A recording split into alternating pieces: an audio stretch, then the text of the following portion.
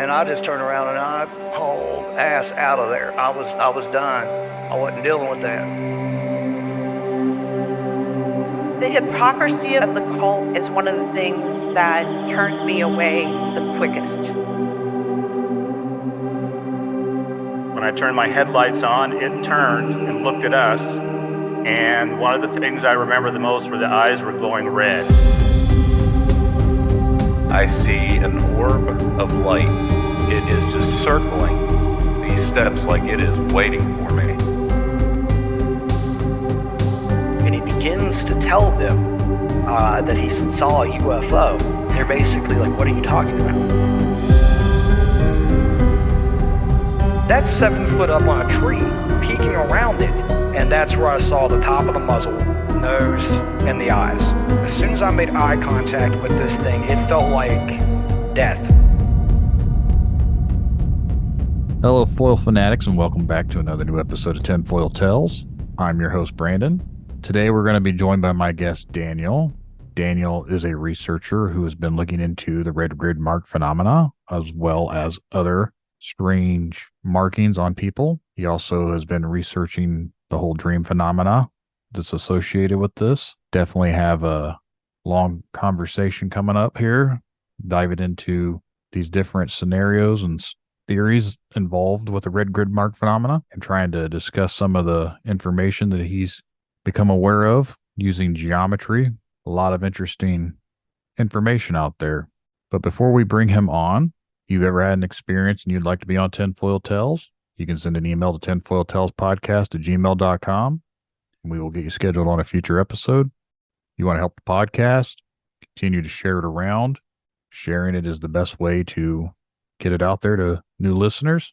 If you would like to help the podcast financially, there is a donate button. You can find that in the show notes. Make sure to let me know if you do happen to donate, and I will give you a shout out here on the episode.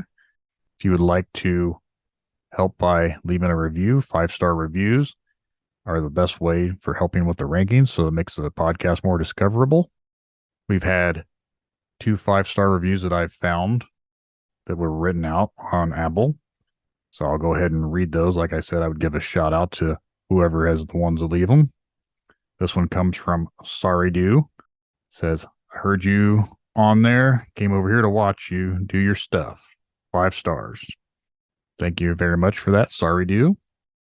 The other is Risk or Whatever, coming from Subreddit. Heard your time on subreddit surfing. Really enjoy your pod. Keep it up. 5 stars. Thank you for that as well. Appreciate you guys.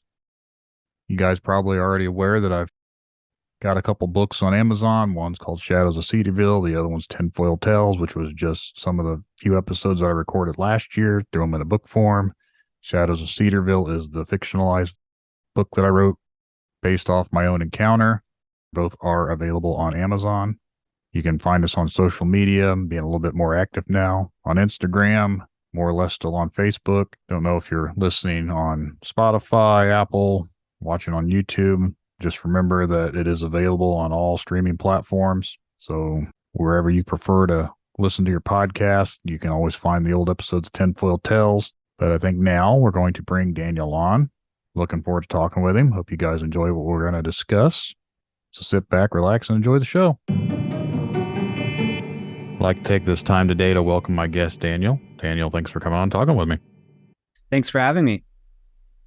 So what exactly is it that you do for the listeners out there to give them a little bit of an idea of what you're researching and how we've got in contact with each other and the field your studies are in?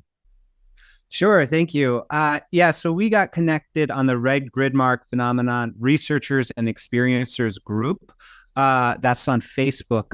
It's a great group for people who experience the red grid mark phenomenon, to share photos of this anomalous and geometric body mark. I got interested in researching that phenomenon primarily because it seemed to me associated with ET contact, dreams, but also because the experiencers were not as freaked out about these marks as other body mark experiences are.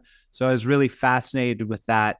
My field of study and my focus of research is in ET contact and dreams. Nowadays, we use the term non-human intelligence rather than ET to keep the hypotheses open from just these space travelers to they might be something else, maybe angels, maybe fairies, maybe ourselves in another dimension, that sort of thing. And I work with people directly through dream work and hypnosis services. So I've been focused on that for about 3 years straight now, working with people with missing time. And I'm in a PhD program in integral noetic sciences, which is sort of like a update to parapsychology. And my research focus there is ET contact and dreams. So thanks for having me to talk about these fascinating phenomena. No need to thank me. I'm grateful to have you on here. That's a lot of topics that I try to go down for episodes and everything. So any type of information that I can bring out there for the audience, I definitely appreciate that. Great. Yeah. So I do a lot of research with the red grid mark groups. There's 2 ways I do research with them, and I'll talk about this topic first and foremost as the focus here, just because we connected there on the group. And the way I work with the red grid mark group is I'm conducting a survey about dreams in association with the red grid mark phenomena. Justin, the moderator of the group, spoke a bit about the survey he ran in your podcast. And that survey covered about 130 or 140 experiencers of the red grid mark phenomena. And it described its appearance, how it shows up on the body, what happens. And so we know that there are patterns to the red grid mark. And for your listeners who are unfamiliar with that, I'd recommend checking out Justin Sanderson's interview with you. But I'll go briefly into what it is. It's a mark that appears on people's bodies in mysterious ways, and it's highly geometric. It's basically a grid of red dots that show up in mysterious ways. And these dots appear to be like radiation burns or burst capillaries under the skin. Generally, there is a discernible pattern that may be applied multiple times to the skin, it looks like. And people generally find them upon waking, or they don't remember how these appear. But there are some experiencers who report seeing them appear in daytime. And there's a lot of contradictory or paradoxical characteristics of the phenomena. What those characteristics are, it is associated with entity visitation, either through a direct association with alien abduction or through strange kind of remembered or even just not necessarily remembered, but intuited dreamlike experiences of entity encounters. And these include spirits, spirit guides, ghosts, ancestors, ETs, and, others, let's say. And that the prevalence of people reporting these strange dreams and entity encounters appears to be more prevalent in this community of experiencers than in the normal population or in other similar types of phenomena. So that's why I was really interested in it. And it's a very regular phenomenon. Thousands of people experience it. People have gone to dermatologists. I worked with a Harvard-trained plastic surgeon who experienced the mark during a brain tumor surgery and had a team of doctors look at it, and they couldn't figure it out. So there's a lot of mystery associated here. So I conduct a survey that's still underway. It'll probably run for a few more months, and then I'll summarize the data and produce a report.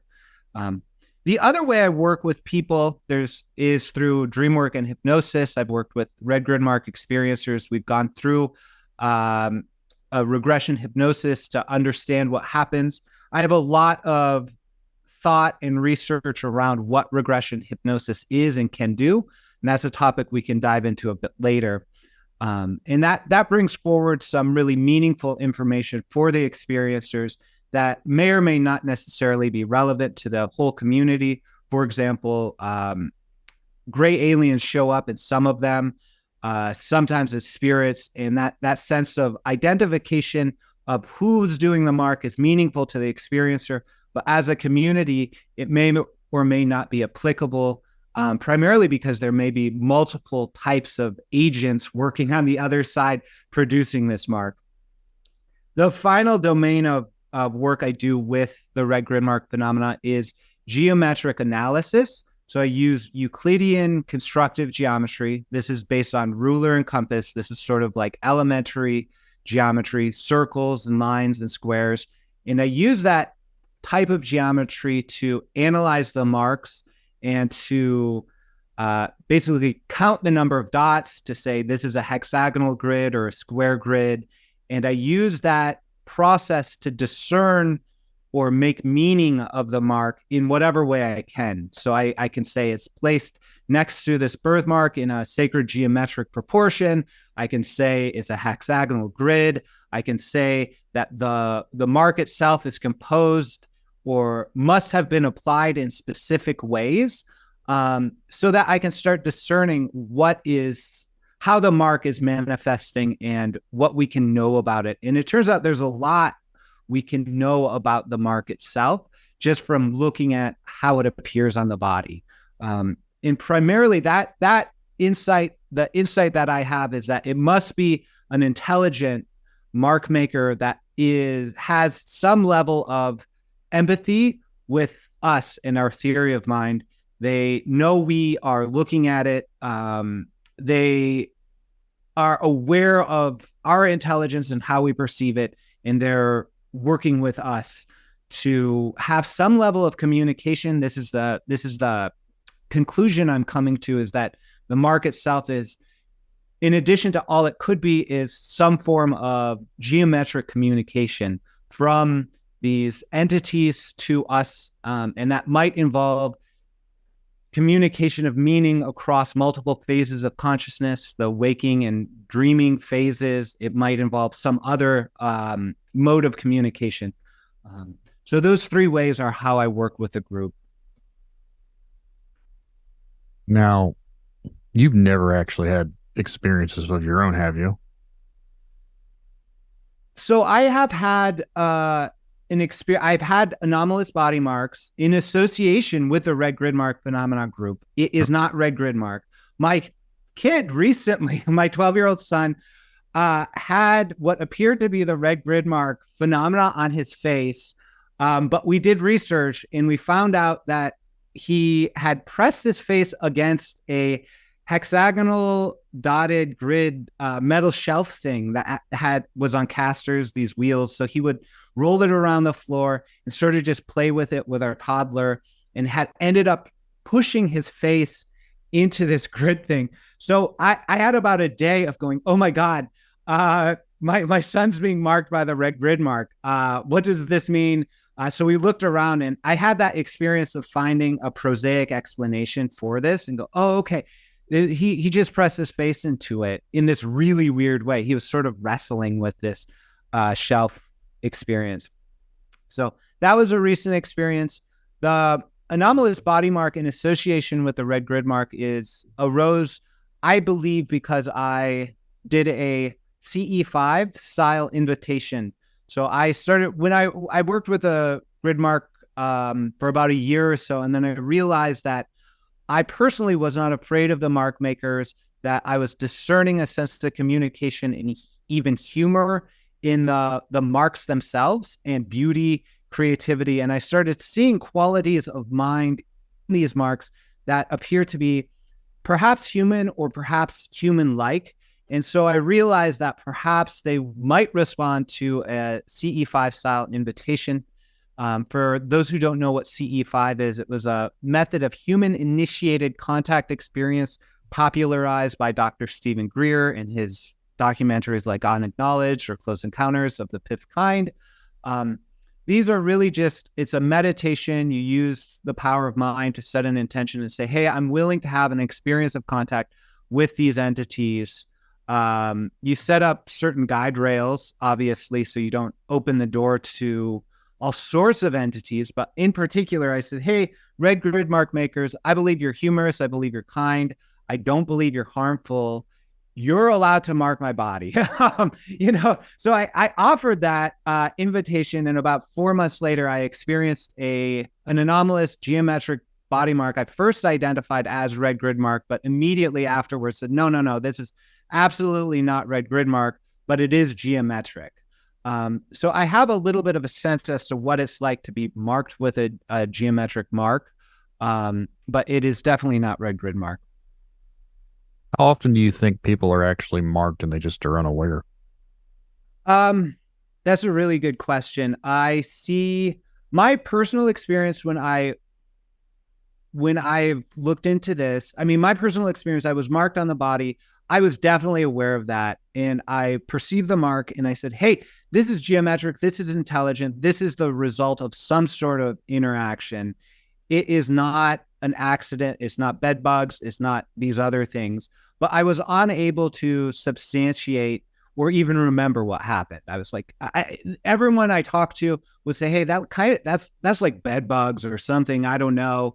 And there's a thing that happens with the conscious mind when we don't have a rational explanation. We want to shut down and not just even open up to it. So even though I experienced the body mark, even though clearly to one part of my mind it was geometric and meaningful, the other part of my mind said, no, I'll just forget about it. And so I've had experiences all of my life with these things, but I've forgotten a lot about those experiences just because I don't have a means to make sense of them from this perspective. So there's something called state-specific memory.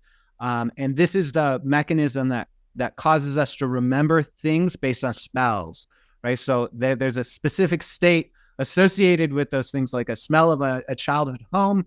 If you smell something unique from there that reminds you of that place, you have much more access to memory associated with that smell. And so in the same way, in our waking life, we don't have a lot of memory of these encounters, but if we start to encounter things that remind us of it, the state-specific memories start coming back.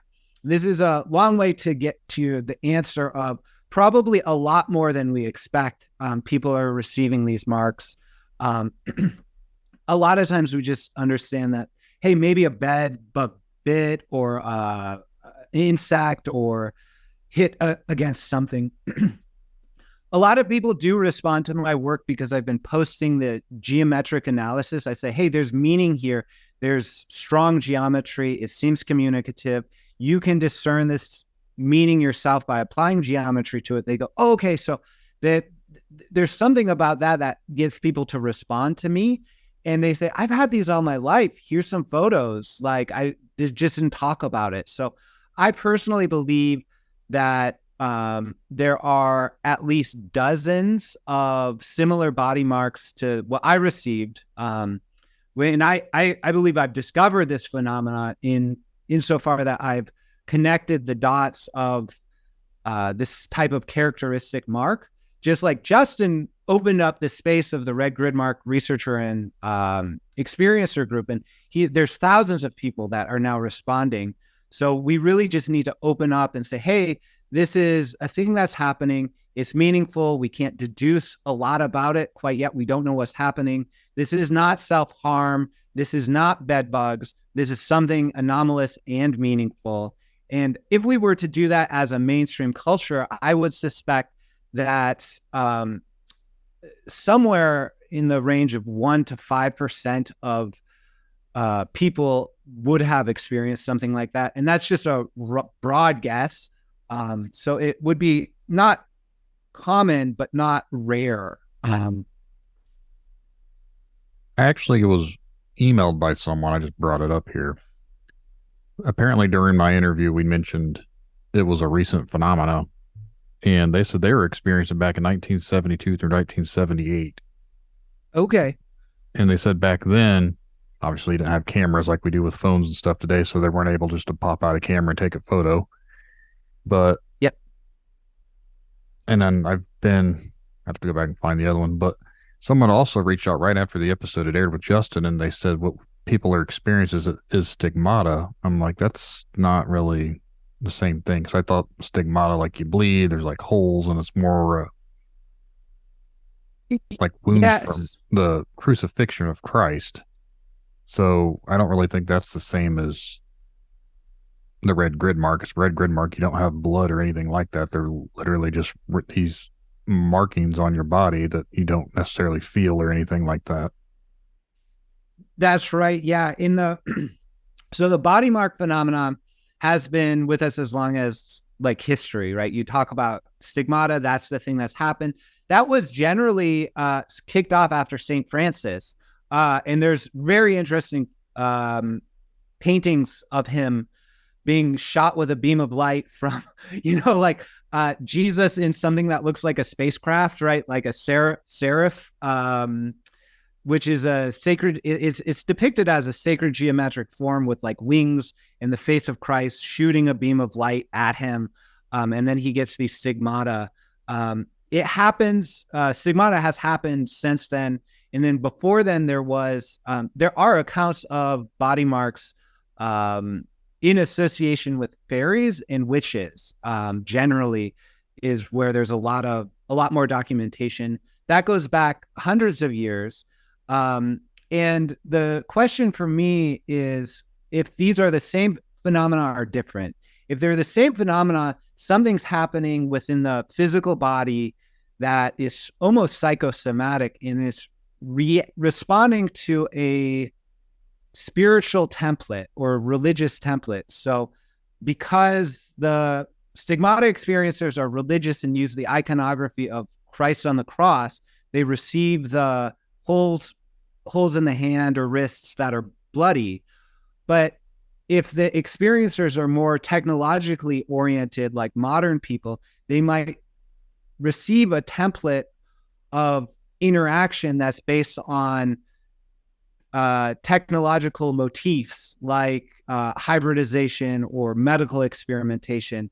And a hypothesis could be put forward that the non-human intelligences have a kind of quality of formlessness, but when they interact with humans in historical time, they need forms, and those forms are in part determined by the contents of our imagination. And this type of hypothesis has been put forward by the famous researcher Jacques Vallée when he observed the long history of fairy lore and its correspondence with abduction lore, and seeing that there are similar experiences happening when in the distant past, and we just said, hey, these are fairies and angels. The sense of having from the 70s is interesting. I believe that may be one of the earliest cases that people have discussed. There's one photograph of the red grid mark in the 60s, but that was definitely not red grid mark because it was a burn that someone was hospitalized for in association with viewing a UFO. It was sort of like understood to be an exhaust fume, and that's called the Falcon Lake incident, and I believe that was in the 60s. So I'd love to follow up with that about the red grid mark specifically. Yeah, the email says it's from 1972 to 1978. And then they included a post that they put on a Facebook group. So since that's out on a Facebook group, I'll go ahead and read that. Yep. It said, a recent post from the scratches appearing on a person in the night jogged my memory to something that used to happen to me many years ago when I was in my teens and early 20s. Weird dot patterns that would randomly appear in the upper left quadrant of my back. No, it wasn't acne. It wasn't a rash. The dots were very precise in pattern. It didn't itch, burn, or hurt. The pattern was just there. No, I wasn't sitting my back against a chair that had similar patterns. My dad was Mr. Science, and he tried every rational explanation to come up and came up empty. It happened at college and it happened at home. Mom took me to a dermatologist. He was mystified. At some point, it just stopped happening. I'm not sure when. Has anybody had any experiences like this or thoughts? So that was the post that they had made on this group, but like I said, the person themselves actually emailed me after they found the episode. and this was back in June. But no, they said that was back in 1972 through 1978, and then it just kind of quit happening. Interesting. Yeah, that experience is very typical of red grid mark. Precise grids, no pain, doesn't burn, doesn't itch. There's a mystery that's present, but there's not necessarily the quality of paranoia or fear that is typically associated with the abduction marks, at least when I've done my research into other body marks. There's, scratch marks or other things like that, or dots, that sort of thing. And people sometimes are much more freaked out by this. There's sort of a sense of quiet mystery that's sort of perturbing, but not necessarily like damaging or paranoia or something like that. Thank you for sharing that. Yeah, no problem. I've gotten a lot of emails actually and comments and stuff from people. Someone actually tried to get a hold of my wife to get a hold of me because they found my thing on Facebook and I wasn't responding to their messages because it goes automatically to you're not a friend with the person. It goes to like a junk folder or something. Yep. So they were messaging my wife to try and get a hold of me because they discovered this on their spouse. And I was like, I'm not an expert or anything about it. Like I literally had a guy on that experienced it and he has this group or whatever, but all these people kind of reach out to me over this red grid mark. And the more I've tried to dig into it, I've actually went on different search engines. I've went to some that like DuckDuckGo that aren't necessarily like monitored by Google or whatever. And yep, I still come up empty, finding very little info about the red grid mark phenomena. So I still think it's something that's really low on the radar. It is surprisingly low on the radar. I'm actually shocked. It took me a while to realize just how low on the radar it is, because there's like 2,000 people now in the group. There's hundreds of photographs. Actually, experientialdreaming.com did a dossier. They did in-depth interviews and photographs with 300 to 400 experiencers, probably about 10 years ago now. There were 3 researchers that were really into dreaming and the connection between red grid mark and dreaming. And they interviewed all these people, took photographs, did a lot of research, put it up on a website. They charge about $10 for the research. And that's the only other research that I see associated with red grid mark phenomena. I'm a PhD student, so I'm interested in research. I want to do research. I've been talking to people about this. I presented a little bit on this phenomena in the International Association of the Study of Dreams conference this summer. And I had a few professional scientists, come up to me afterwards and say, hey, your talk was interesting. I'd love to help out. But that's as far as it's gotten so far, I believe, with kind of academic or scientifically based research. I've been telling people about it. Justin's been talking to people about it. It seems so fascinating. I mean, a number of experiencers go to doctors and say, what is this? And they can't explain it. And it seems so obviously intelligently designed. So I think a lot of what happens is researchers either go, this is clearly people sitting on benches. This is clearly a backpack mesh pushed into people's back. However, if you actually look at the thousands of photographs we have, it's clear that those explanations can account for probably a majority of the phenomena, but there's a minority that demonstrate immense creativity, and I would say actually artistry and technical skill in application that you cannot explain any other way than intentional geometric communication, let's say. There's a reason why it's coming together, and it may use different elements like the template, the grid pattern itself may actually be that long-range biopsy device that Justin talks about.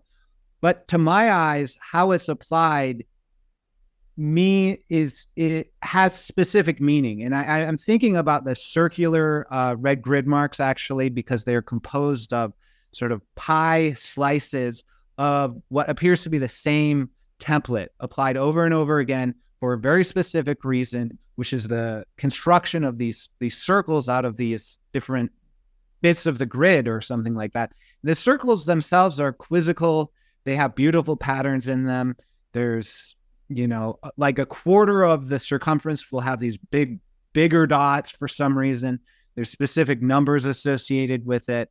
And if I look into the geometry, sacred geometry, meaningful constants, meaningful relationships just fall out of it. So, and I've looked through a lot of other types of body marks. I've analyzed things that appear to be the grid mark, but aren't. So there is a heightened degree of communication here. And so I think what ends up happening with these scientists, they either say, hey, these people don't know what sitting on grid benches does to people. And so all of the red grid mark experiencers are deluded in thinking there's a mysterious explanation, or they intuit that it's an intelligent phenomena that we can't explain, that demonstrates advanced technology, and nobody's ready to handle that. Like, that's a really hard thing to engage funders of research. It's really hard to put your reputation on the line to say, hey, I think this is an artifact of advanced technology of non-human intelligence. And to even put forward that hypothesis as a professional researcher, as an academic or scientist, is risky. And so I think that's in part why there's not more of a presence or a focus on this. I think that's a very big reason too. Just look at the landscape we have right now with these UAP hearings and everything that's went on in the last few months. And I would have never thought 10 years ago that Congress would have ever openly talked about something like that. Yep. And here it was in the last 2 or 3 years now, they've had hearings about it and discussions about it. I feel like this is a phenomenon that needs to be brought up. Obviously, it's not that we are aware of affecting people in the sense of harming them.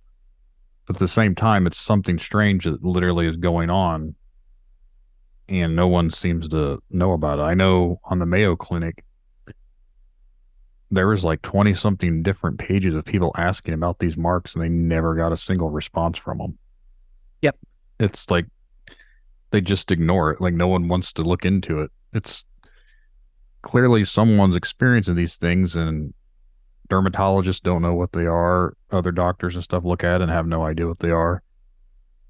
But then it just gets swept under the rug that they don't want to discuss it. No one wants to research it. No one wants to be the first ones to blow the lid off this thing. That's right. And that's why I'm approaching it that's why I have the dream study angle going, because dreams are weird already. Dreams are weird enough already for the mainstream that we can study. We go, okay, there's a phenomena here. Let's just look at the dreams and say what the contents of the dreams are, if there's any patterns. I think that will be a step forward in terms of actually publishing on this. And so in the research I'm doing, I'm just collecting dreams. I'm going to interview some experiencers, and I'll put together pretty standard dream studies research on this topic. Say, these are the dreams of these experiencers. As an aside, we get to describe the actual phenomena that's happening.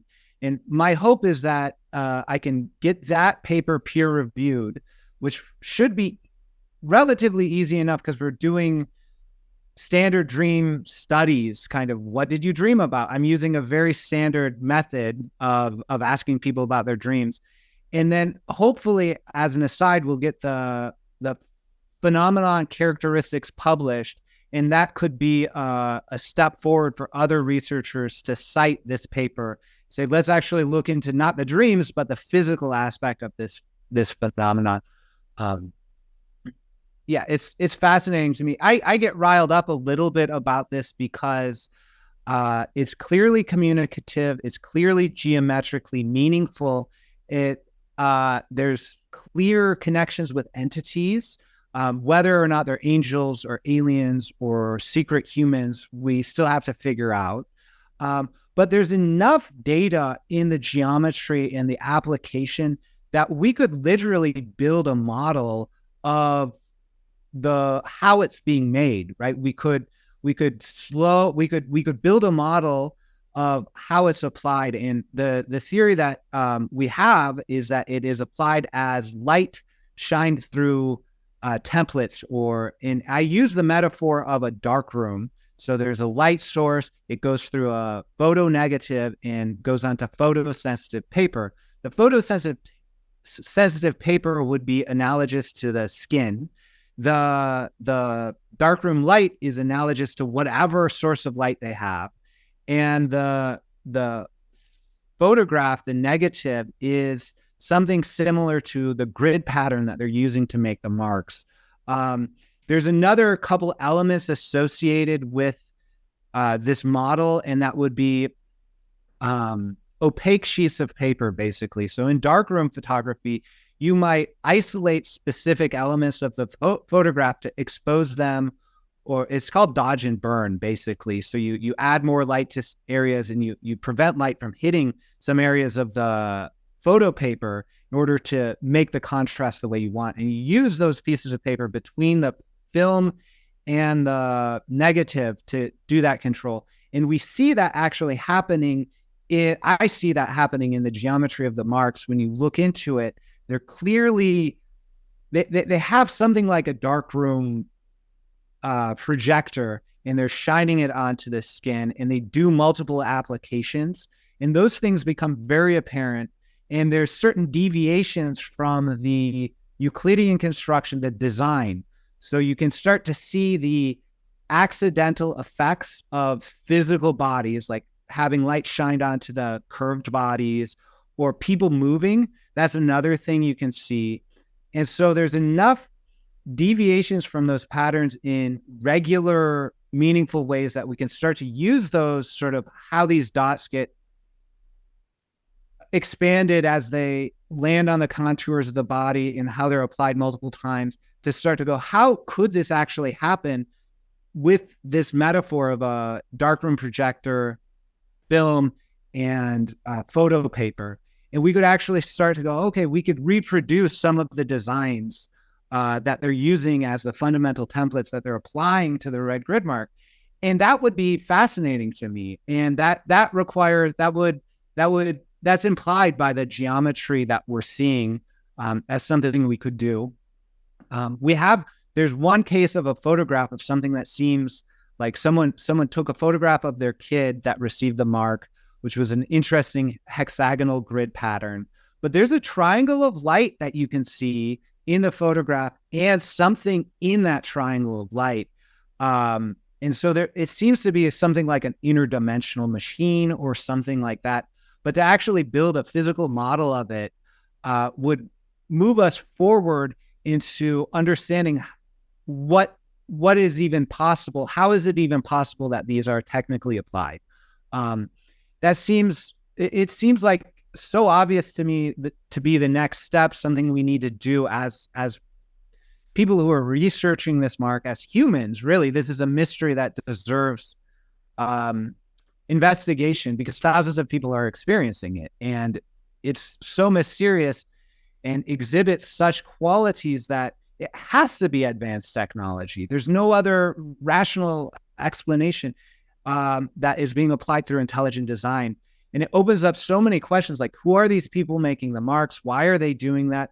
Why are they doing it in such a way that we could build a model of their device to do that? And that sort of feels like they are leading us towards technological development. That's one of the deductions I have, is this: if we investigate this, we will then have the technology that is necessary to produce such marks.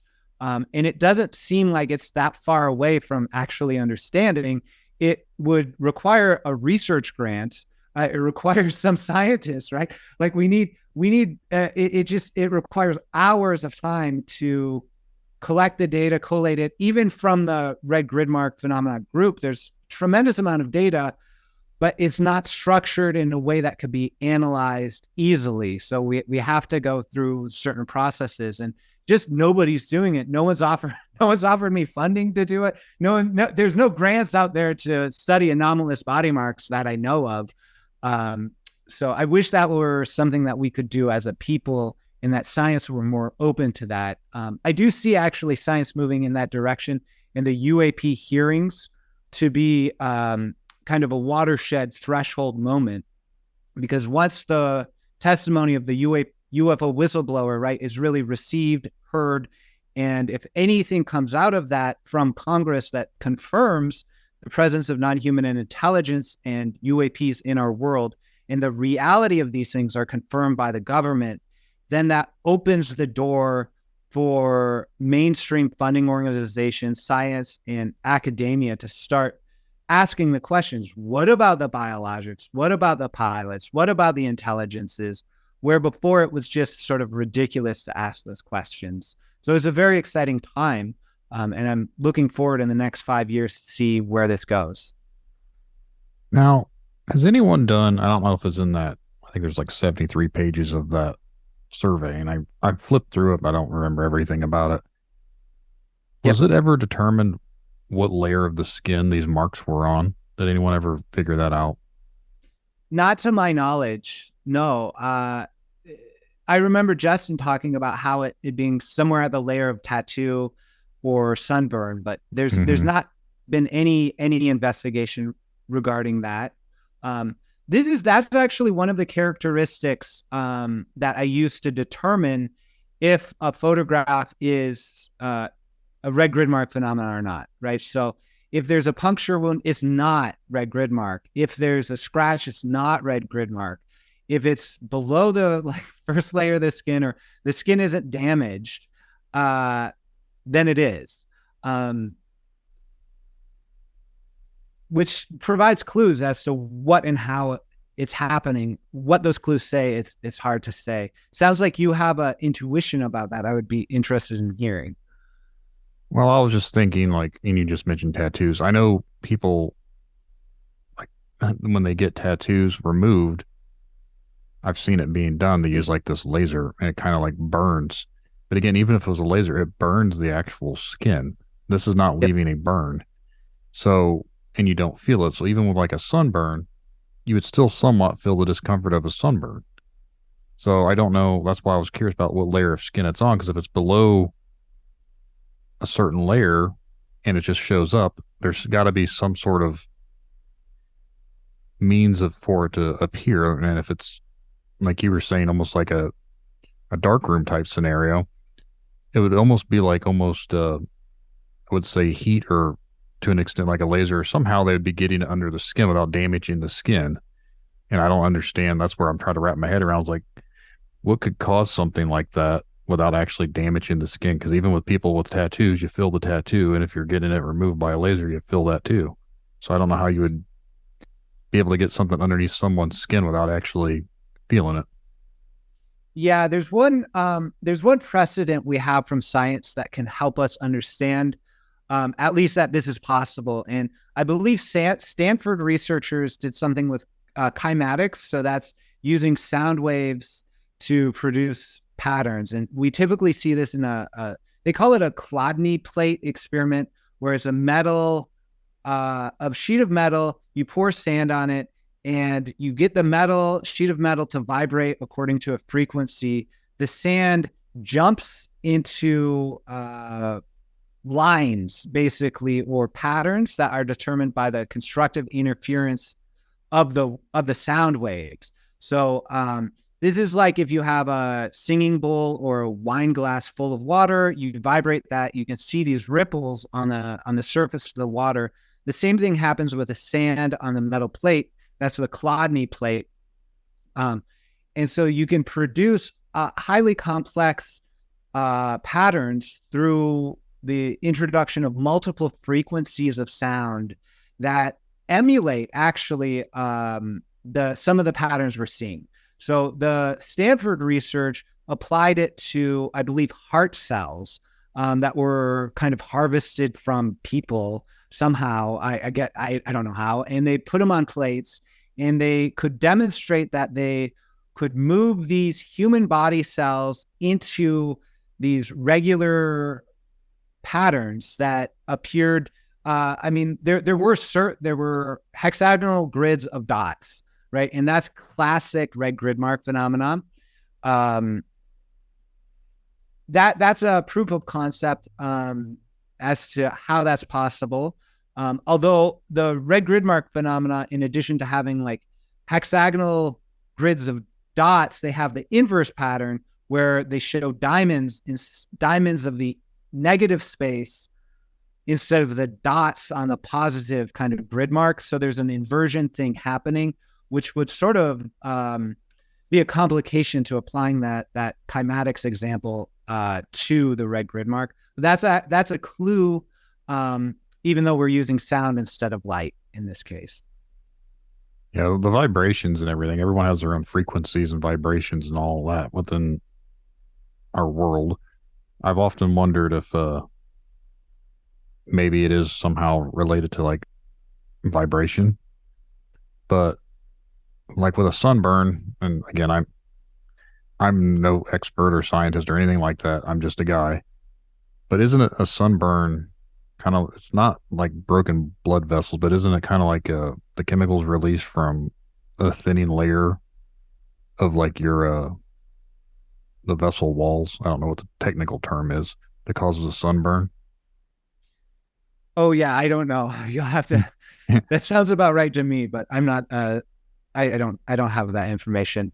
Well, I was just wondering, like, if it's something like if the sun was able to weaken like your blood vessels, like the walls of the blood vessels or whatever, and that's what causes the redness. I wonder if whatever's happened, if these, like you said, with a vibration or something, I wonder if that's what's weakening the walls to make these little patterns. Yep. So I don't know. I try and think and sound intelligent, but I'm a nobody. I don't know anything. But I think it's important actually to follow the intuition. So this is one of the insights I would like to put forward, and my research is putting forward, is that everyone has universal access to an intuition that gives them the power to gain insight regarding these interactions we have with aliens or non-human intelligences.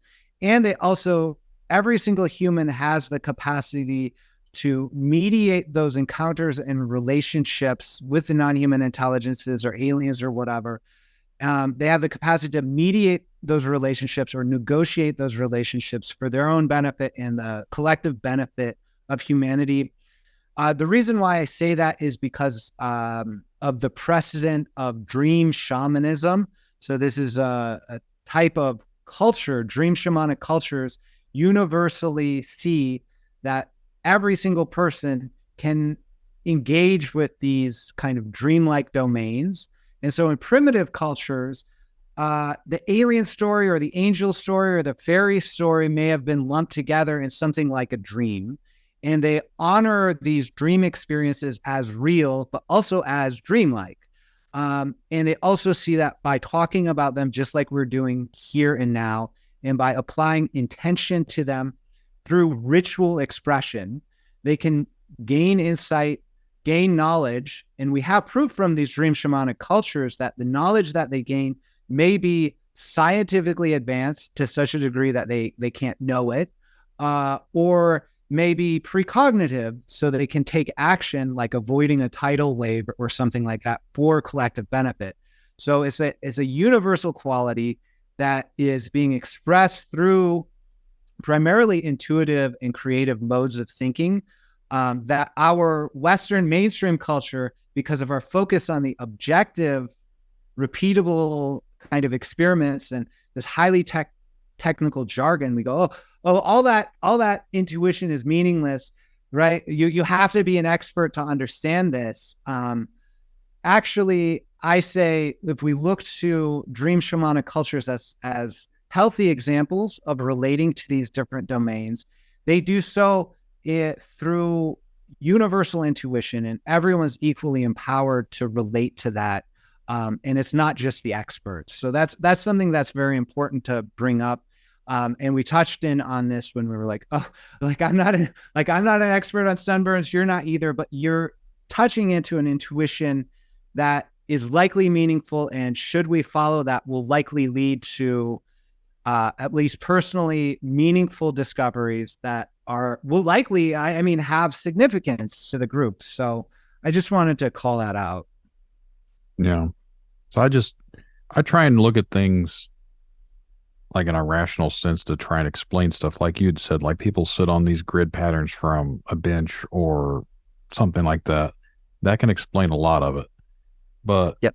I've seen photos on top of a little girl's head and spots under on a wrist or whatever. There's nothing that you could lean that would make those patterns, and then they'd be there for several days. To me, that's a lot of pressure, it seems like. And who would do that to their kid just to take a photo?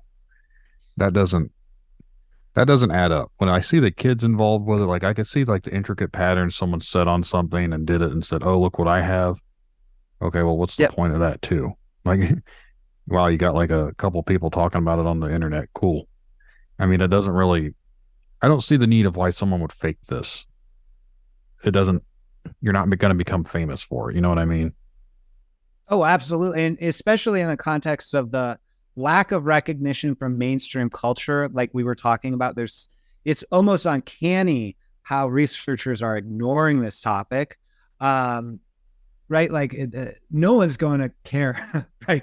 Everyone will be like, why is this mark happening? In my case with my son, right?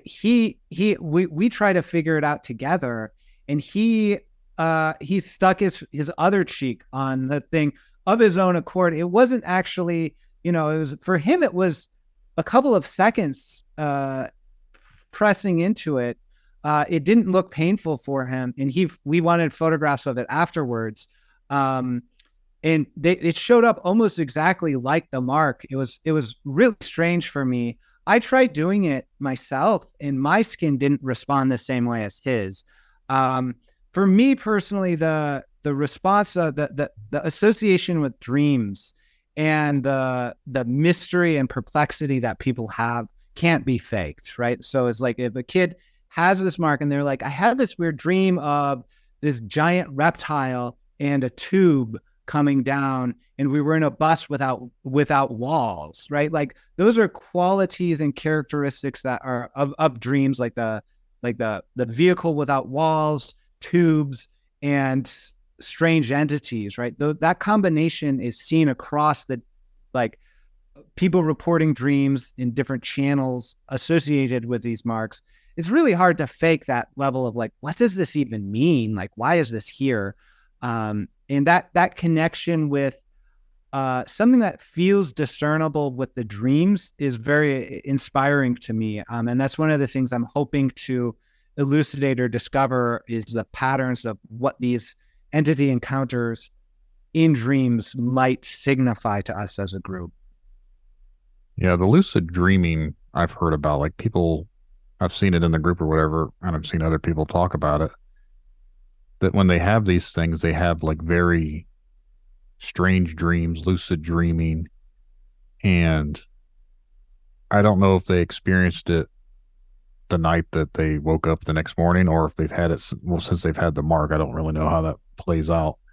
But I have heard of a lot of people saying they've had like really strange dreams when they've had these marks. Yeah, that happens. I believe there's actually a spectrum of experience. So I think there's a function related to people's normal dream recall frequency. So that's a term dream scientists use to say, hey, how often do you normally remember a dream? So if your dream recall frequency is low, you may not actually remember the dreams associated with the mark or the experiences associated with the mark. And one of the distinctions I always put forward is dream scientists do not define dreams as nocturnal hallucinations anymore, right? So the dream scientists say, hey, you can have dream experiences while in waking stage. This is a type of conscious experience or experience in consciousness. So you can have dreams from waking, like daydreams, or hypnagogia. So that's this phase between sleeping and waking, or in the traditional kind of conventional understanding of dreams. So I say actually it's possible to have a dream while driving and seeing the mark happen. And even though you're driving and in the waking phase, you're still having a dreamlike experience unfold. So that's another kind of complexity to the inquiry. But this sense of people remembering their dreams or not, there are high dream recall people who remember their dreams more frequently. And this is the experience I have with working with a lot of the people who respond to me, especially asking for the geometric analysis. They say, I go, okay, this is a great mark. Did you have any dreams? They're like, I have so many strange dreams all the time. Yeah, probably I had strange dreams around this mark, but my life is full of strange dreams. And that's one of the common responses I get. So this sense of people remembering strange dreams in association with the mark, I believe is, if they remember the strange dreams in association with the mark, they're sort of like in between active dreamers and people who don't actually remember their dreams frequently. So they remember these ones because they're additionally strange. And then people who remember their dreams all the time, they have a hard time actually pinning down what dream happened the night of the mark, because they've had a week full of like angel visitation dreams or light dreams or these heightened strange dreams. So. Weirdly enough, and I'm not a BSer or anything like that, but I vaguely remember a dream last night about alien stuff, but I don't remember if I was watching it or what. I vaguely remember dreams. I'm not like a lucid dreamer, but I don't know if it's because I knew we were going to have this talk today or whatever, but I just remember part of my dream. There was something to do with like aliens in the background. And that was all it was. Like, it had nothing to do with the dream. I don't even remember what the dream was even about, but I just remember vaguely that was mentioned somewhere in my dream. There was something going on in the background about aliens. So, yeah, that's really interesting. That's very similar to a lot of the dreams I have when I do dream work or hypnosis with people. These are meaningful events, these kind of encounters with people who have experiences in dreams and things like that. So I experience dreams in association with my clients who come to me, their dream people or whatever, their spirit guides. They sometimes talk to me in their dreams. I don't have a full consciousness as to what those mean necessarily. And a lot of my experienced dreams, like the dream I had the night I received the anomalous geometric body mark that I call a dots in a line phenomenon, dial, D-I-A-L. I had a series of dreams where these aliens or non-human intelligences were sort of just there in the dream space. And I didn't have a lot of visibility as to what was going on. And I came back from the dream and I said, hey, my dreaming self, as I returned to my waking self, had specific intuitions within it. And I was convinced this was a lucid dream. I was like, this is a lucid dream. I interacted with entities, but actually all I remember is a dream that's very similar to what you described. That's something happening and there's aliens in the background and there's not a lot of content to sink your teeth into, but I had those convictions upon entering into waking. So I think a lot of these interactions are happening below the surface of consciousness, and they don't really need to have a full-on conscious interaction with us. The other thing I would say about your dream experience, and this is one of the stranger things I've experienced working with people's dreams, is they can be both personally meaningful and transpersonally meaningful. So rather than saying, is this dream of aliens real or just a dream? I say, is this personally significant and transpersonally significant? Because oftentimes we don't have a way to objectively measure these things or have repeatable experiences. but the distinction between personally significant, meaning it's just related to me, my subconscious, my desires, whatever, or is it transpersonally significant, meaning does it go beyond the personal psyche? Is this in the realm of collective unconscious? Is this in the realm of spirit that has the capacity to impact our objective world, but is primarily psycho-spiritual? And so in that way, these dreams that are personally sort of insignificant may actually be transpersonally significant in a way we don't understand yet. Yeah, like I said, with mine, I vaguely remember, I think I was talking to like my daughter or something like that, and I think like a TV in the background had like alien, I don't know, like, Yeah. like I said, I didn't take it as anything significant.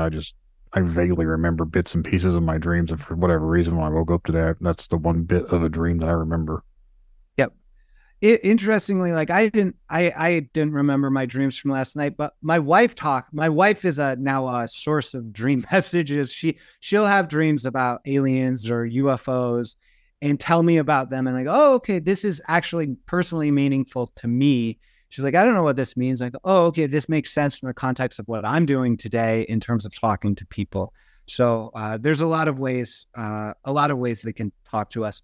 The other thing that I found interesting in working with so many dreams is that sometimes the dreams are meaningless in this moment. Like we're just like, what does this even mean? Why am I having this? And then weeks later, or months later, or years later, you'll discover they're precognitive, or you discover there's specific meaning there. So that's another reason to pay attention to dreams and to record them is you never know what ends up happening, and you never know what in retrospect is meaningful.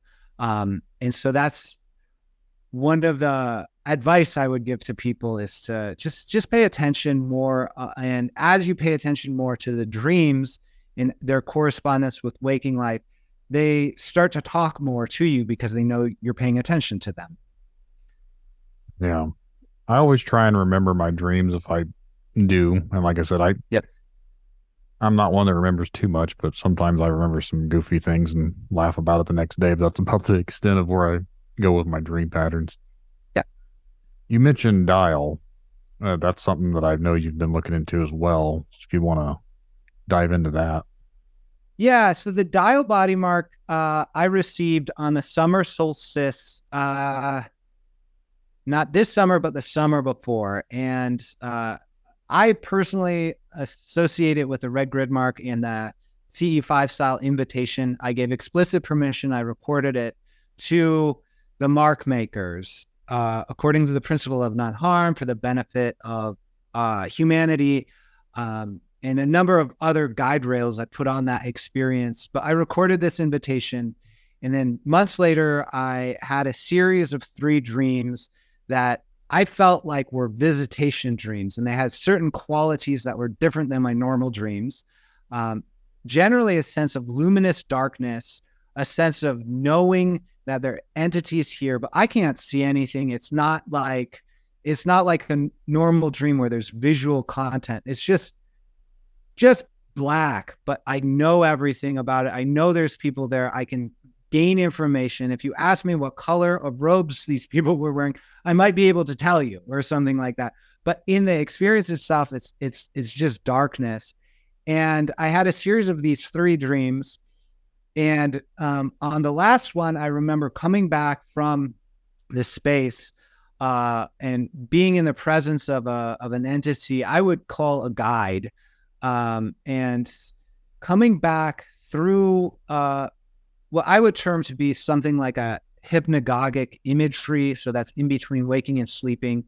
The way I perceived it was an endless series of gray hallways with many doors. And I walked through that, and I walked through one of the doorways back into my body here and now.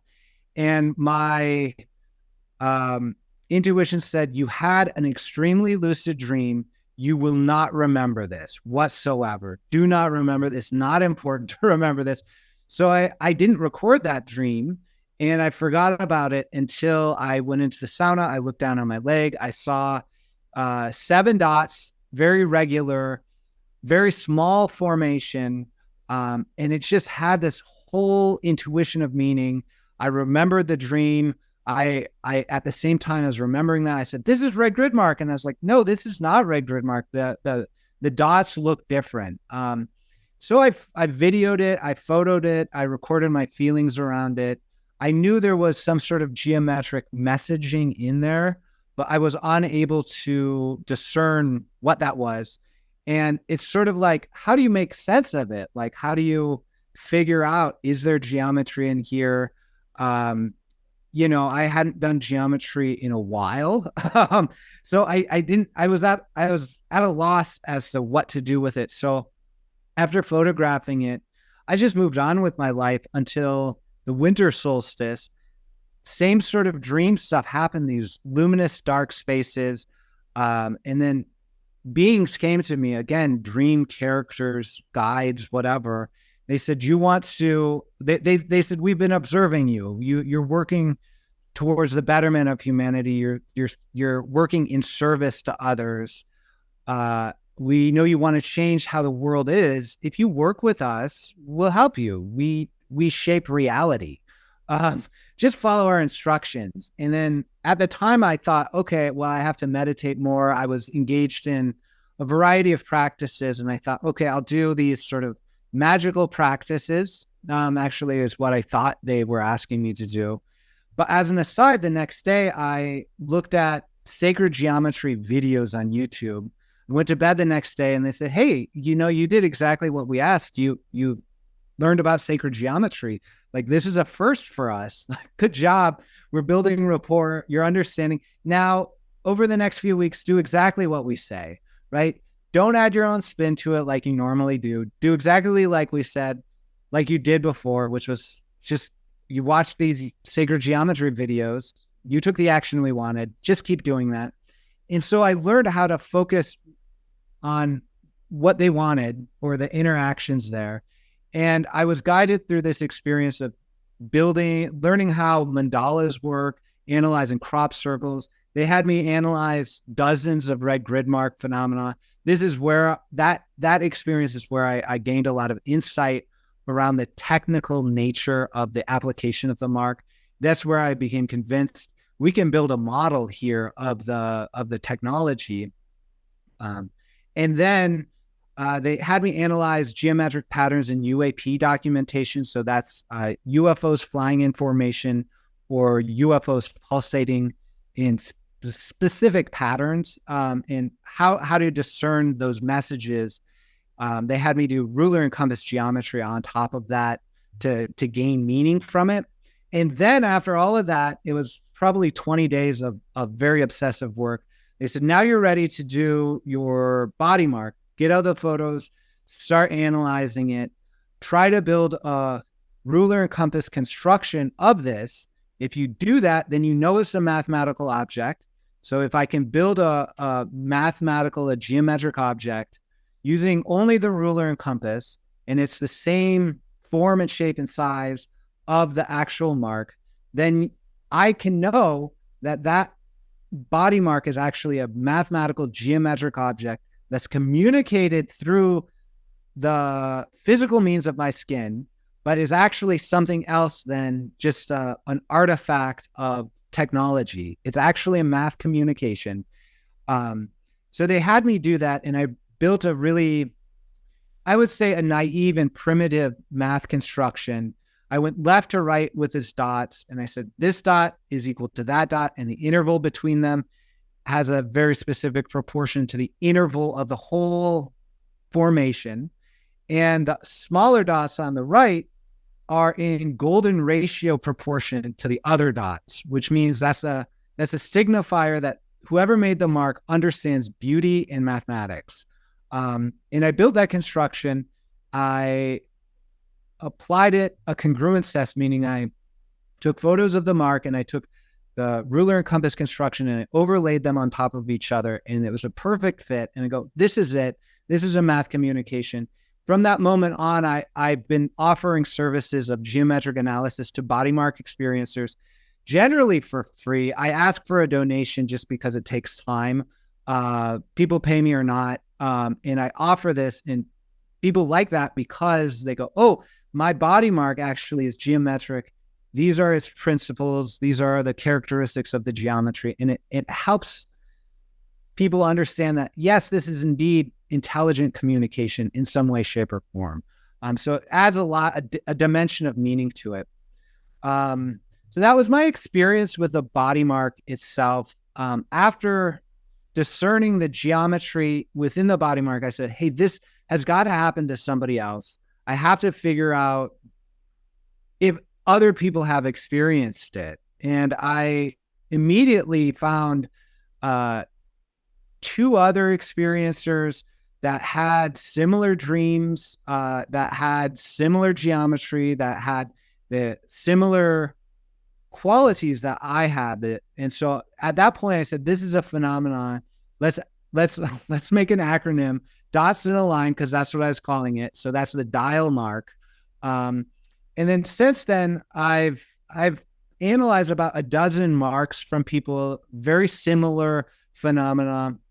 Sometimes they're clear marks, but puncture wounds. Sometimes they are big formations. Sometimes they're small formations, but they always have a sort of linear quality. There's always dots. There's always puncture wounds. There's sometimes association with entity dreams. Frequently, it's tall grays. And again, it's associated not with a sense of harm necessarily. There was one experiencer who reported a sense of scratching. I associated a memory of the feeling of a tattoo with these, but this experiencer said it hurt. It felt like a puncture wound, but they also attributed miraculous healing of their leg to the marking. And they said maybe that's why it was painful, because there was a miraculous healing of the nerves in the leg itself. With it. So I've been looking into this mark primarily because I've experienced it. I believe it's a phenomena and that is meaningful, associated with dreamlike encounters with non-human intelligence. I believe it is mathematical communication, and I believe it is actually associated with UAP sightings. The reason why I say this is the geometry associated with the dots in a line. So if you map that geometry and you draw that like circles on a line, you can do the same thing with the photographs of the Phoenix lights. And I cover this all in my book, Missing Time Found, by the way. But the Phoenix lights are orbs of light that are in a geometric formation that you can generally draw a line through, and they generally have the same proportions and geometric themes as dots in a line. So there's a geometric connection between these body mark phenomena and these geometric orb phenomena that everyone has seen. I mean, that case is very famous. So I believe there's a connection there. I'm sort of collecting data and trying to figure out what this actually is, and how to work with this in a deeper way. So I know I said a lot to that. I'm curious about where you'd like to go next with this topic. When you did the geometry, I know they say that math is the universal language.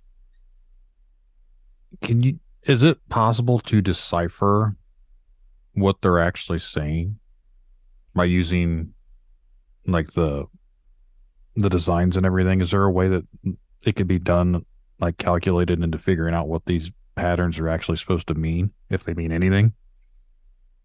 That is a very loaded question. I love this topic. It's a very loaded question. And we'll take a step back and talk about how math is the universal language and how it can encode meaning. So we have this notion in common culture that math is the universal language that may be used to communicate with ETs. And generally, SETI, or the movie Contact with Jodie Foster, Carl Sagan, kind of exemplifies these ideas. SETI is the search for extraterrestrial intelligence. They use radio telescopes to look for messages and sometimes send messages using math. The question is, what type of math is universal? And one of the things I've been paying attention to is this quality of expert versus not expert. So we touched in on this earlier, right? So to understand most of the messaging that the SETI researchers put out, you have to be an expert in math.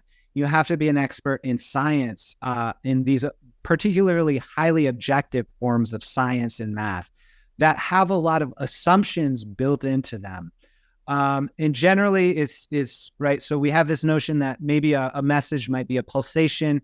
The Contact movie shows like repeated prime numbers, and inside of that wave is a lot of data that then becomes characters like glyphs or whatever that then can be translated into mathematical or linguistic communications. That is an abstract understanding of math as the universal language. This is something that I'm positing or hypothesizing. I'm gathering research in terms of mathematical education and the history of math to support these claims.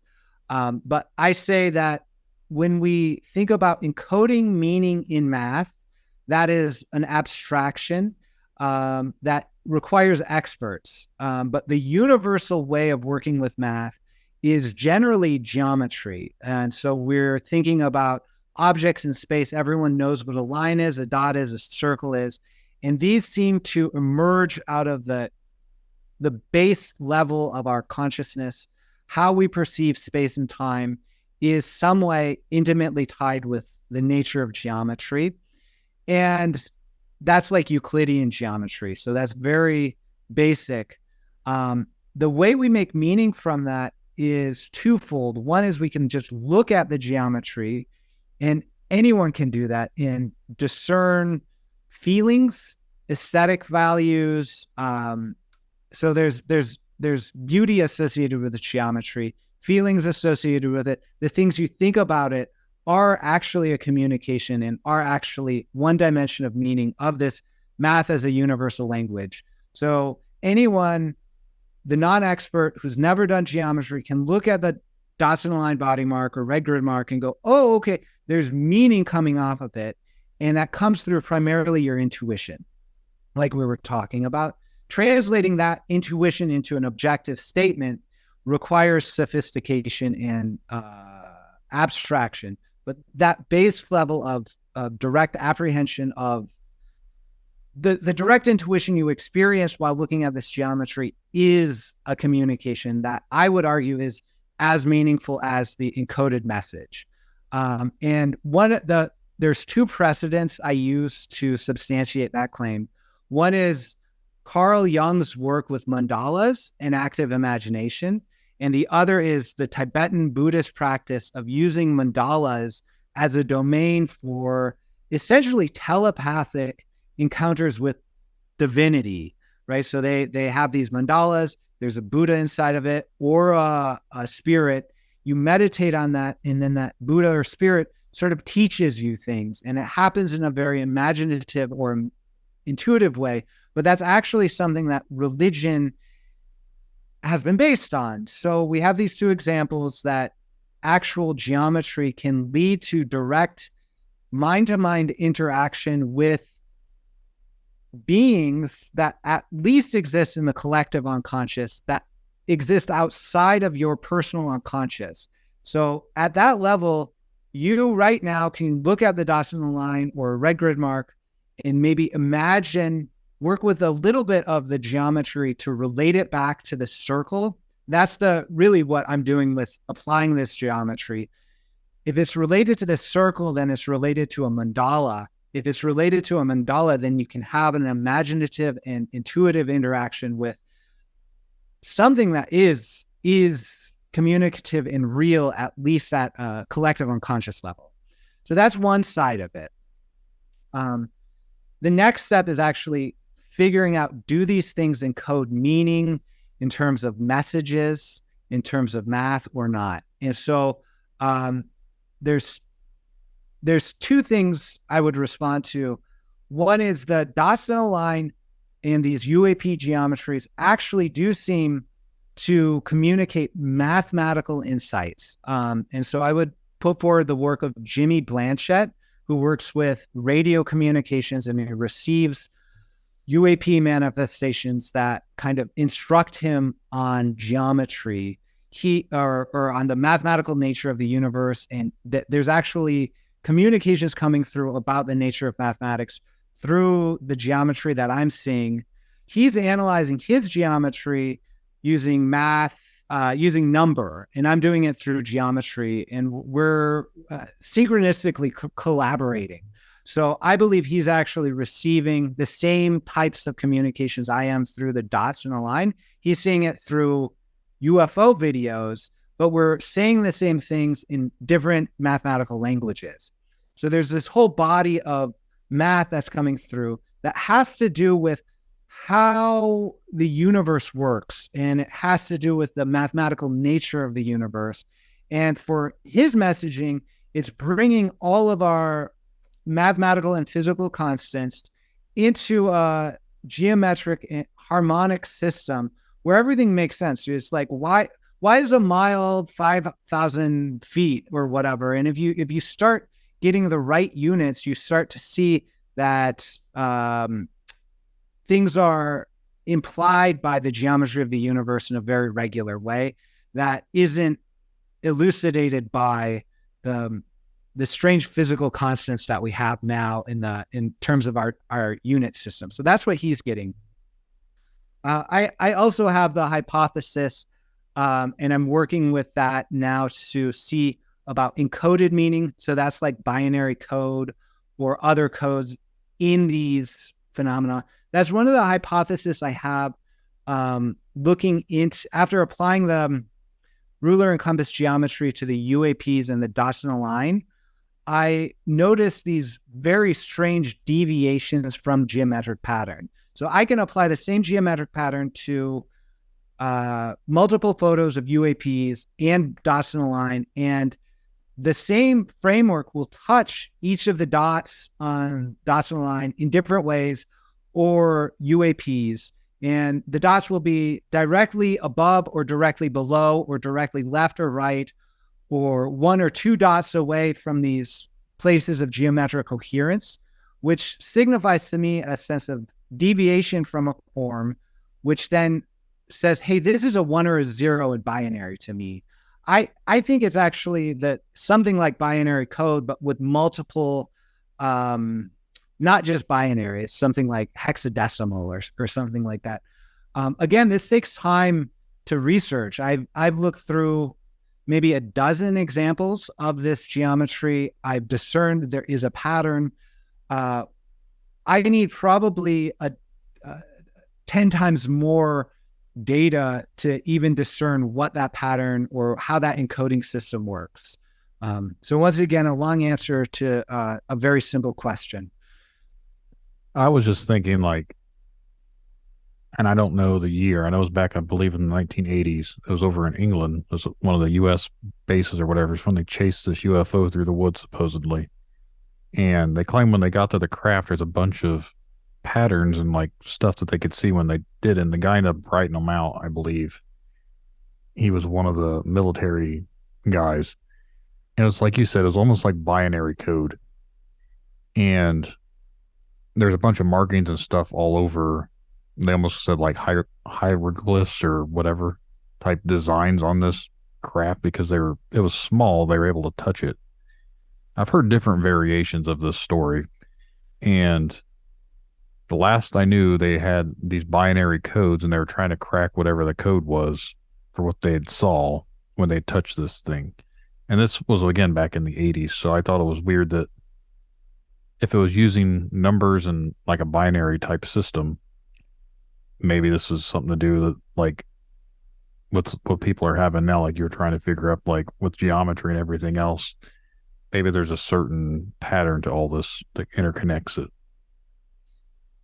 Yeah, that I believe that encounter was the Rendlesham like forest encounter. Someone they had experience with a UFO. They did see glyphs, and then one of the experiencers kind of says they went into trance, and then wrote ones and zeros and forgot about it for about a decade or whatever, and then had some scientists decode these ones and zeros into a message that had geographic locations in them. And again, Jimmy Blanchett's been looking into that message and been using the geographic placements he's actually seeing the same geometries he's seeing in the UAPs, which are highly similar to the geometries and geometric messaging I'm seeing. He's seeing that in the placement of these geographical locations when he uses the nautical mile as the unit. The nautical mile is not like a kilometer. It's not like our imperial mile we have in the States. It's based on spherical geometry. It's based on division of the sphere into degrees. And so there's a high degree of like geometry in it. So when you apply those, you start to see these patterns emerge. And you apply that to the geographic placements in the Rendlesham message. That's what he's seeing. So it is a big pattern. I often think about, I personally got into this experience with the prejudice against binary or encoded messages. I said, personally, I thought, there can't be. It's just so strange to think that ETs would communicate, or non-human intelligences would communicate through binary that we could then interpret. And I became convinced it was the direct mind-to-mind communication through the mandala type, through this kind of beautiful geometry. Like you have an experience looking at the geometry. It's an artistic, spiritual experience, like responding to it. It's emotional. It changes you, but there's no real encoded message in there. But I'm actually now seeing that ET-NHI communications oftentimes have as many dimensions of meaning as you can pack in there. Meaning that they're fractal, they're efficient in their communications. So why wouldn't a communication be personally meaningful, transpersonally meaningful at raw geometry, and meaningful in terms of its encoded message? The message I would put forward that I'm working with in terms of my mission here is that you can start with the dimension of meaning that makes sense to you, right? We don't need to decode these messages to start working with and making sense of it. Often these times these messages have a quality of mystery to them that feel like they'll never be solved. But the experience I have is working even with the emotional response to some of the messages, even contemplating how strange it is, just exposing oneself to these anomalous experiences is meaningful, and just as meaningful as perhaps decoding a message. I think with this topic in general, I think, to be honest, like, it's hard to fathom how everyone is having these. And like we talked earlier, a lot of people might not even notice. There's a reason for it. And the fact that, again, I go back to no one's even really actively mainstream wise talking about this. There has to be an intelligence behind it. If you can rule out some of the patterns from someone leaning on something, for every one of those that are ruled out, there's still some that you can't explain. And there's some sort of physical intelligence behind it for the designs and the patterns and everything else. And even now you're with your geometry and everything. I don't know how to get anything rolling as far as people in the mainstream to take this seriously. I've mentioned it before on another episode doing a podcast with a bigger podcast. And I brought that up. They'd never heard of it before, and they looked into it while we were on the episode. And I expected them to eventually like do their own episode on it, and they've never have.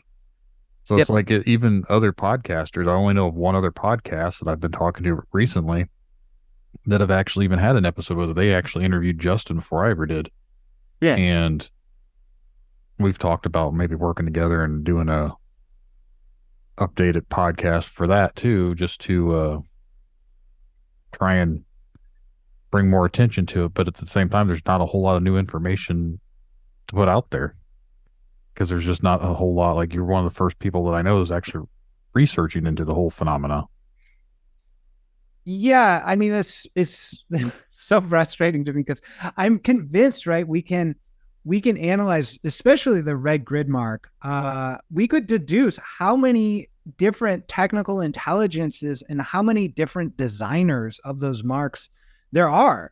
I mean, there are clear kind of flourishes that you associate with artistry, right? Like there's clearly technical applications. There's some people on the other side making the mark that are good at it, and some people that are bad at it.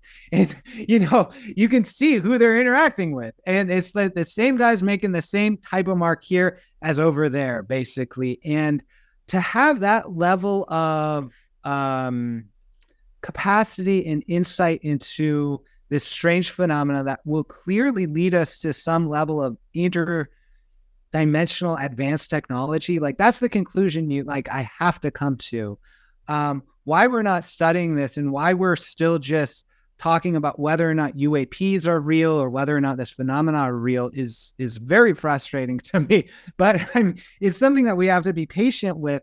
And I think a lot about this too, about the response of the mainstream, about how everyone might really be having these experiences. I put forward in my book, Missing Time Found, that all of these experiences, the primary precedent for ET and NHI contact is a dream experience, actually. And the reason why I talk about this, and I'm talking about this now, is that I believe that the way we treat dreams is the way we're treating ET NHI contact. And that we in the West, and especially Western science for the last only 300 years, have had a strong bias against dreams as being real or meaningful. We say, no, they're just fantasies of the mind that are meaningless. And if they are meaningful, they're simply wish fulfillment, like Freud says. And we don't have, as a culture, we've been sort of trained away from working with our dreams, and we've been trained away from the awareness that we are each powerful beings in the dream world with the capacity to both navigate and negotiate our collective fortune through this sort of mediating relationships with non-human intelligences. In traditional dreaming cultures, the non-human intelligences include the wisdom of the earth, include the wisdom of the ancestors, include, like the voice of the forest. And the voice of the forest will tell you where to find food, where to avoid danger, that sort of thing. And they also talk to non-human intelligences like we might imagine aliens and things like that. So we in the West, Western science, we don't even know how to relate to our closest neighbors, like the wisdom of the forest and Mother Earth, that sort of thing, through the dreams. So how could we even imagine working with something so exotic as these phenomena? And yet it seems that these things are real and want us to communicate. That's the conclusion I have with the body mark phenomena. They're inviting us and they're saying, hey, don't forget to work with us. Don't forget to work with these dreamlike ways of knowing. And they're re-inviting us to that conversation. That's in part why I think there's so much mystery associated with like the cryptids or the UAPs, is there's a hook in there to draw us in and to expand us from this very limited worldview to one where we see ourselves as equal participants in this unfolding relationship between humanity and the non-human intelligences. And I think we feel disempowered. I think we feel alienated in those experiences because we've not been trained. We're not even aware that these things are possible, primarily because of the history of Western science and really diving deep into the objective material reality around us. You'd mentioned the UAPs and cryptids and the dimensions and everything. That's route that I've actually dove down into recently a lot, because completely off topic, but when I've interviewed other people who've had these experiences or whatever with what they believe to be cryptids or even with extraterrestrials, I'm not even 100% sure that the extraterrestrials are actually from space anymore. I think that they're more interdimensional. And that's how I feel with a lot of these encounters with what people believe are some sort of cryptids or whatever. And I think it could all go back into the same type of entity in itself, like even with the spirit realm. I think there's something on the other side that we bleed into. I know people see shadow people. What if that's just another person, but they're just on that different spectrum than what we are? They're on that other realm and they're bleeding into our world. Same thing, like I'd say with ghosts. Same thing with these people who say they Bigfoot, then all of a sudden it just disappears, and then these lights in the skies. And it almost to me sounds like it's not so much from outer space, it's more or less from a different dimension that we just can't see into. And we just see bits and pieces when they interact with us. Yes, I would tend to agree with that. The notion that these beings have flown through space from different planets to interact with us doesn't. I mean, Jacques Vallée in his books like Dimension or Passport to Magonia really asks the question, like, how can it be that space travelers can fly light years and mess up a surgery so bad that they leave marks on the body? As a hypnotist, I often think about this because most of the time people say missing time or the fact that we don't remember these experiences is caused by either alien mind control or their traumatic events that we're repressing. If it's alien mind control, like if the aliens are actually controlling our mind, why can I, as a hypnotist, in the 21st century, like we're still using cars and fossil fuels. We still don't know exactly how the brain works. Like, how can I counteract the advanced technology of alien mind control? And my conclusion is, if it were the case that I was working with alien mind control from such advanced civilizations, I would not be able to support experiencers to remember their experiences. I put forward the notion that we don't remember these experiences for the same exact reason we don't remember our REM dreaming every night.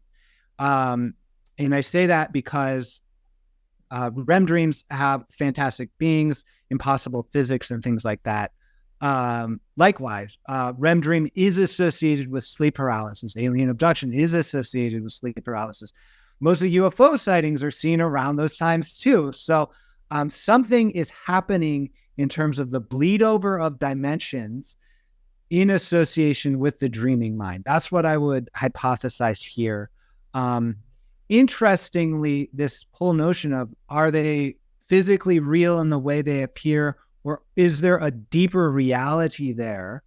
People have had this conversation for centuries, almost millennia. The earliest example of this kind of question I found in the Neoplatonic philosophy. So that's late antiquity. That's like 3 to 500 AD.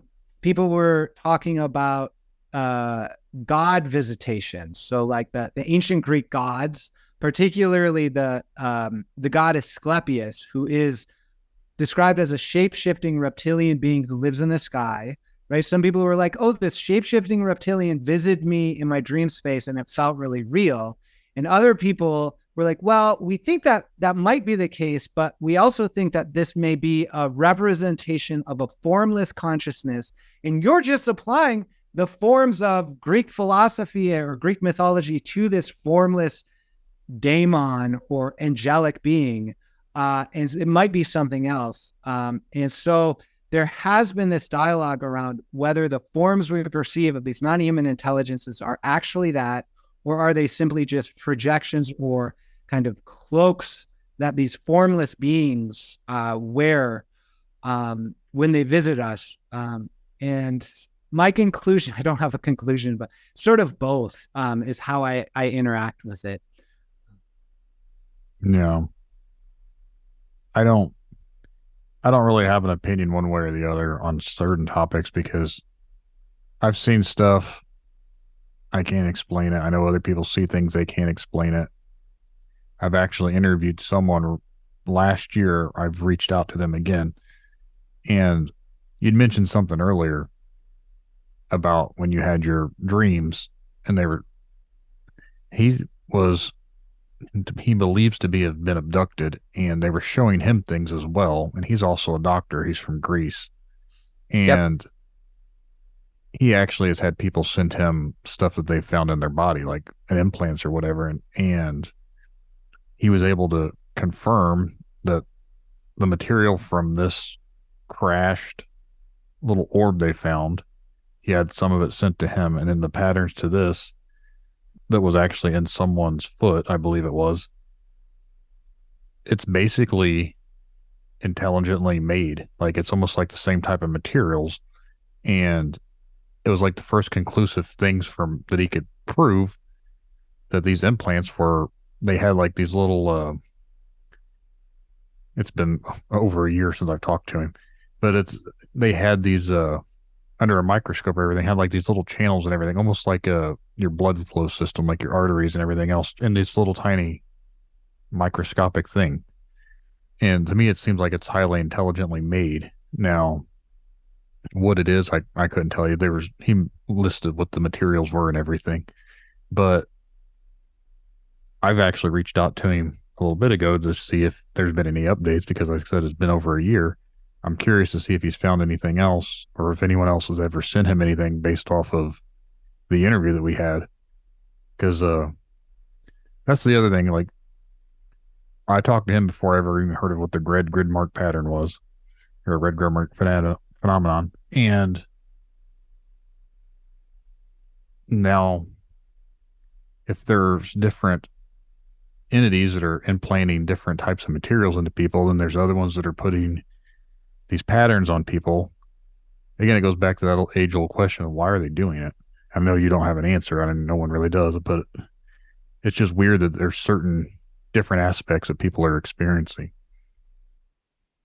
Yes. I just listened to that podcast actually and was going to reach out to him later today as well. Not because of implant experience. I'm always interested in that. I've never experienced anything like that, never seen anything, but because of the connecting of the implants, elements, like the profile of elements or whatever, with stuff that's from a UAP. And I see that the geometric themes that I've discerned in the dots and align body mark being literally exactly the same geometries of the Phoenix lights indicates to me that there is a strong connection, right? It's not like they're lights in the sky and these are alien vessels or something like that. There's some sort of intimate connection with our bodies and these craft. And that's sort of what it sounds like when they are intelligently designing like these craft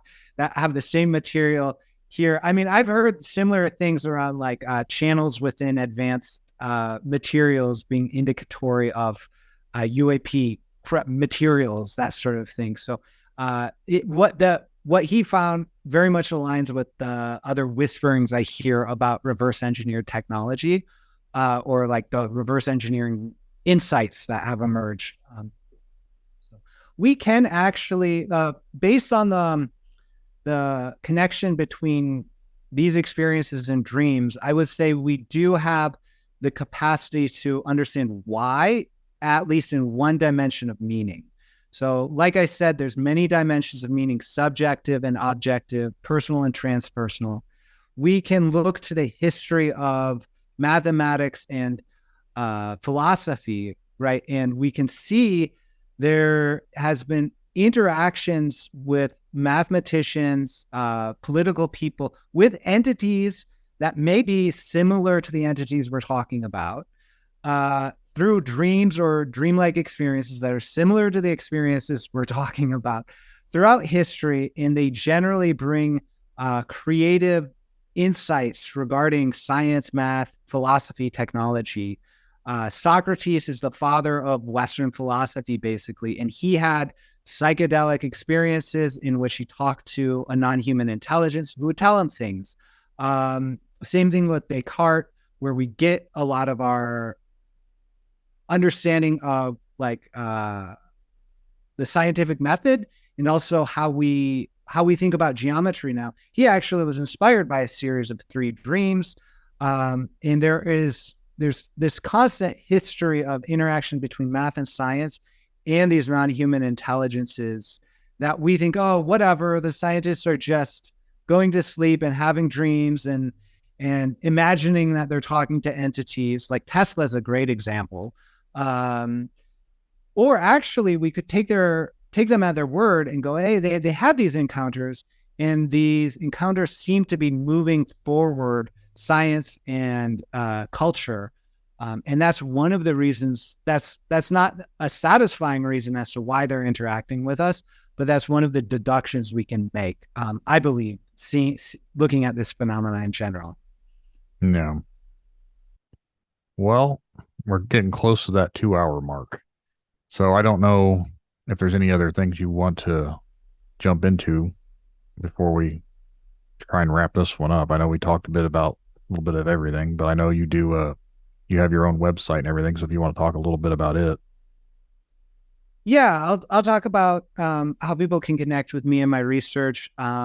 Again, it's sort of I work with a variety of different people. It's experiencers of missing time, ET contact, strange dreams, psychic phenomena. We do dream work and hypnosis. The hypnosis I offer is in alignment with my theories that hypnosis is actually shamanic dream work. So I'll talk a lot about that, about how regression hypnosis is a means of knowledge, but it is not a means of objective knowledge, nor a means of historic testimony. So this resolves a bit of the controversies around regression hypnosis, particularly that emerged in the 90s, called the memory wars, controversy or false memories. So we say, hey, it's a dreamlike experience. You can understand the results of these experiences like dreams. And that's how I work with people. I offer all of my work by donation. So that's like after the fact for the sessions, people donate for it. I have all of the material on the website. That's D-SETI.org, DSETI.org. That stands for the Dream Search or Study of Extraterrestrial Intelligence. I've got a couple of books on Amazon. You can get there through the website. And most recently put out a lot of 3 case studies about red grid mark phenomena and several case studies about the Dawson line phenomena, the UAP studies. That's in my book, Missing Time Found. Don't worry, it's just a dream. Again, available on my website or Amazon via the links on the website. So that's the best way to get in contact with me. If you're interested in geometric analysis of the body marks, I would really appreciate. I love working with that. That's one of the things that the other side has told me to do is offer this as a service. Someone has a mark. It's in part my responsibility to offer the service of geometric analysis and say, hey, this is the geometry I see. I don't see geometry. It's not a definitive response. It's a step in an inquiry that the experiencer has, but it provides some understanding or some ways to sink the teeth in. So those are the best way. That's the best way to get in contact with me is through D-SETI.org. I'll make sure I include that in the show notes for anyone out there listening that wants to get in contact with Daniel. But I do want to say this has been a very enlightening conversation. I hope everyone listening has enjoyed this, because I believe this is definitely a topic that needs to be more upfront and out there for people to research and look into. And as we've said several times, mainstream media does not tend to look at it, and neither do the scientists for some reason. But hopefully with more episodes and more dealings with it and more people coming forward, it'll eventually help blow the lid off. But till then, we'll just keep chugging along, I guess. Yep, that's how it works. Well, thank you for having me. And it's been a pleasure to talk to you. And I appreciate the space you're holding for experiencers to share their stories. That was one of the things that really impressed me about your podcast is your quality of listening and your lack of judgment as to whether or not these things are real. I think that is actually the perspective we need to bring to this subject matter. Is these are meaningful, these are impactful. Let's just listen. So thank you for bringing that presence to the world. Hey, not a problem. I've always said I'm just here to give a platform for everyone else to share their experiences. So that's why I do it. Wonderful. Well, again, Daniel, I definitely appreciate you coming on here today and talking with me. It's been my pleasure. Thank you. Me too. You have a good one. You too.